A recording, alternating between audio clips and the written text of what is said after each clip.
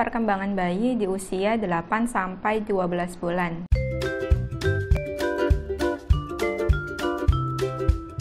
Assalamualaikum warahmatullahi wabarakatuh. Halo Sweet Mom. Melanjutkan video yang sebelumnya mengenai perkembangan bayi di usia 0-12 bulan. Pada kali ini kita akan melanjutkan pembahasan mengenai perkembangan bayi di usia 8-12 bulan. Secara umum, perkembangan 8-12 bulan ini pada perkembangan motorik, anak mulai belajar untuk merangkak, berdiri, sampai ia bisa berjalan. Kemudian untuk perkembangan bahasa, dia sudah mulai bisa merangkai beberapa kata. Kemudian personal sosialnya, dia juga sudah bisa bermain mandiri ataupun bermain bersama dengan orang tua atau orang-orang yang ada di sekitar lingkungannya. Oke, langsung aja kita mulai bahas perkembangan bayi di usia 8-9 bulan. Pada usia 8-9 bulan ini, karena anak sudah bisa mulai merangkak, maka coba latih berburu mainan dengan posisi merangkak.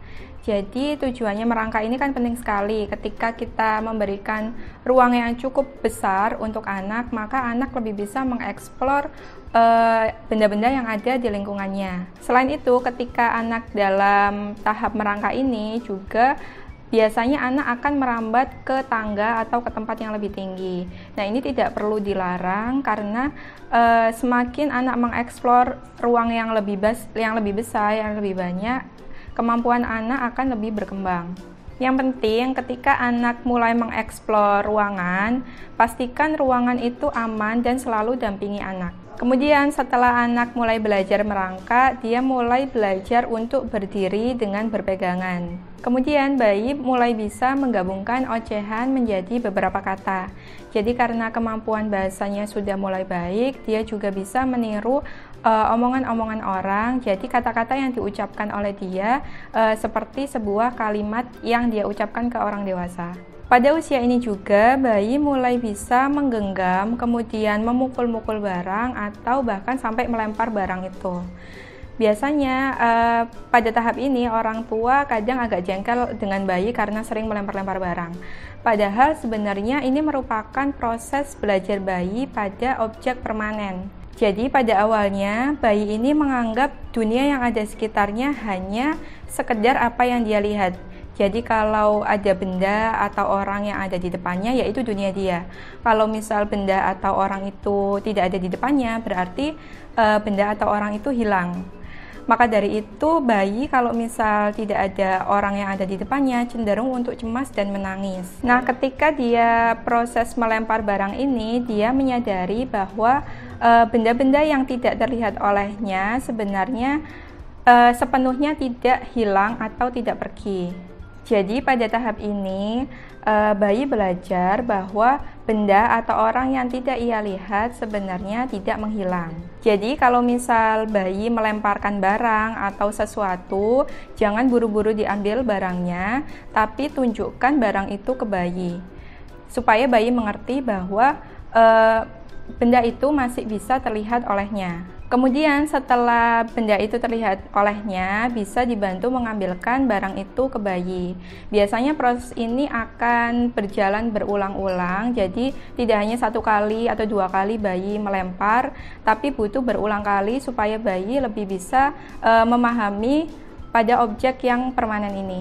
Dengan berjalannya waktu, perkembangan ini akan membuat kecemasan bayi ketika ditinggal orang tua berkurang, dan juga kebiasaan dia melempar pun juga bisa berkurang. Selanjutnya, pada usia perkembangan 9-10 bulan, bayi mulai belajar hubungan sebab akibat. Jadi bisa menstimulasi bayi dengan permainan bongkar muat. Misalkan ketika kita memberikan mainan ke bayi, ada balok-balok ditaruh di wadah, kemudian kalau misal diangkat kan berat. Nah, ketika bayi memindahkan balok-balok itu keluar, maka wadahnya kan akan menjadi ringan. Nah, ini merupakan proses bayi belajar hubungan sebab akibat. Kemudian bayi juga bisa mengelompokkan benda.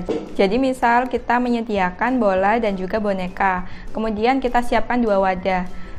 Kemudian kita latih mana benda yang termasuk bola dan mana benda yang termasuk boneka. Jadi bayi bisa mengelompokkan mana yang termasuk ini dan mana yang termasuk ini. Jadi dari stimulasi ini bayi bisa membedakan beberapa benda. Kemudian di usia 8-9 bulan ini juga bayi mulai bisa belajar untuk berdiri dan berjalan. Jadi untuk membantu bayi ketika berjalan bisa digunakan permainan menarik atau mendorong. Sebaiknya dilakukan mendorong benda dengan kursi atau dengan meja yang tidak begitu berat supaya bayi bisa mendorong dan melatih dia untuk berjalan. Sebenarnya tidak disarankan untuk menggunakan baby walker atau moonwalker kepada bayi yang baru belajar berjalan karena ini tidak melatih motoriknya dan juga berbahaya untuk keamanan bayi. Kemudian bisa juga dilatih dengan permainan melempar bola atau bermain dengan air. Di sini untuk melatih kemampuan motorik halusnya, kemudian melatih keseimbangannya juga untuk persiapan berdiri dan juga berjalan. Selanjutnya bisa dilatih dengan mengacaukan urutan. Biasanya bayi sudah mulai hafal ketika dia habis dimandikan, dia mulai memakai pakaian seperti ini. Urutan pakaiannya dia mulai hafal. Kemudian kalau misal dia dipakaikan jaket atau sepatu, dia tahu kalau habis ini dia diajak jalan-jalan. Nah, kemampuan seperti ini sudah mulai berkembang baik dan bisa kita beri rangsangan dengan mengacaukan urutan. Misalkan ketika bayi sudah mandi, kita memakaikan celana di atas kepala, pasti dia akan menolak itu karena dia sudah hafal urutannya seperti apa. Tujuan dari mengacaukan urutan ini juga bayi belajar untuk lebih fokus terhadap sesuatu. Selanjutnya, karena kemampuan motoriknya sudah mulai berkembang dan juga berpengaruh pada kemampuan kognitifnya, bayi juga mulai bisa mengingat benda-benda yang terakhir dilihatnya atau kejadian yang sudah dialaminya pada 1 minggu terakhir. Kemudian pada usia ini, bayi juga bisa diajarkan larangan terhadap sesuatu. Biasanya bayi mulai bisa mengetahui larangan apa yang diberikan oleh orang tua, tapi hanya sebatas itu dilarang oleh orang tua, tidak tahu batasan bahwa itu berbahaya atau tidak bagi bayi. Jadi kalau misal memberikan larangan kepada bayi, sisipkan penjelasan kenapa hal itu dilarang, sehingga bayi juga bisa memahami dan belajar dari alasan larangan itu. Kemudian perkembangan di usia 10-11 bulan, bayi mulai intens dalam berkomunikasi. Jadi dia mulai bisa berceloteh lebih banyak kata, kemudian mulai bisa menyebutkan mama dan papa secara spesifik, kemudian bermain cilukba, dan juga dia mulai kuat berdiri di atas kakinya sendiri. Biasanya ketika anak mulai bisa berdiri kuat sendiri, dia akan mulai belajar untuk berjalan. Jadi ketika orang tua membantu menuntun anaknya berjalan, biasanya kan tangannya langsung ditarik ke atas semua ya. Nah, ini bisa menyebabkan keseleo pada anak kalau tulangnya atau ototnya masih belum kuat. Nah, untuk dari itu sebaiknya menuntun anak ini dilakukan mulai usia 10 bulan, jangan dilakukan kurang dari itu. Kemudian nuntunnya juga tangannya begini aja, jadi posisi 90 derajat, kemudian sini pegangin tangannya, lalu biarkan anak berjalan semau dia. Jangan dibatasi dan jangan diarahkan arahnya harus ke sini, harus ke sini. Biarkan anak jalan semaunya dia. Jadi asalkan itu aman dan tetap diawasi, itu nggak apa-apa. Selanjutnya pada perkembangan bayi di usia 11-12 bulan, bayi mulai bisa meniru apa yang dilakukan oleh orang yang ada di sekitarnya. Jadi dari tujuan meniru ini, bayi belajar interaksi yang ada di lingkungan sekitarnya. Jadi ada 4 tahapan bayi untuk meniru orang dewasa agar terlihat semirip mungkin. Jadi yang pertama, dia mulai untuk melihat dan mendengarkan. Kemudian proses yang kedua ini memproses informasi. Kemudian yang ketiga, dia mulai meniru. Dan yang keempat, dia mulai mengulang gerakan itu supaya menirunya bisa lebih sama dan spesifik seperti yang dia lihat.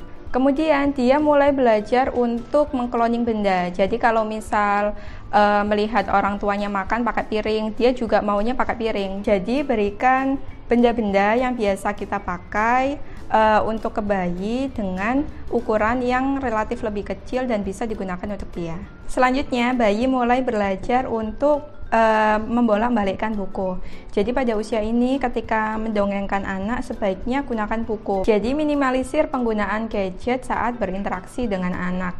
Ketika anak mulai belajar untuk membolak-balikkan buku, dia mulai belajar motorik halusnya, kemudian koordinasi antara mata dan juga tangannya, dan juga bisa melatih fokus anak.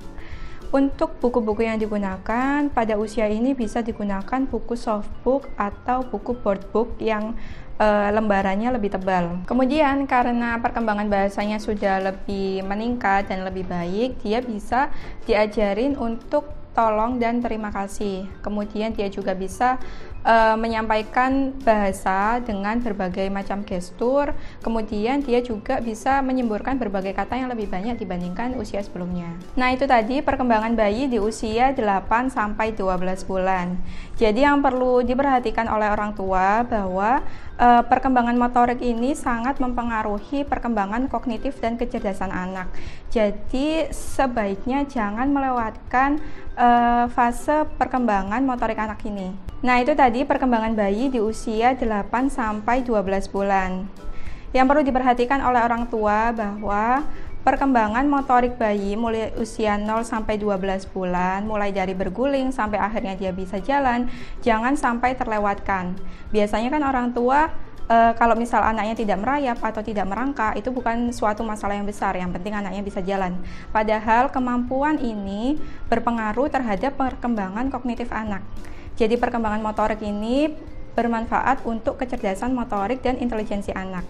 Jadi sebisa mungkin semua perkembangan motorik anak ini terlewati dengan baik. Cukup sekian informasi dari saya untuk hari ini, semoga bermanfaat. Sampai jumpa di video-video selanjutnya.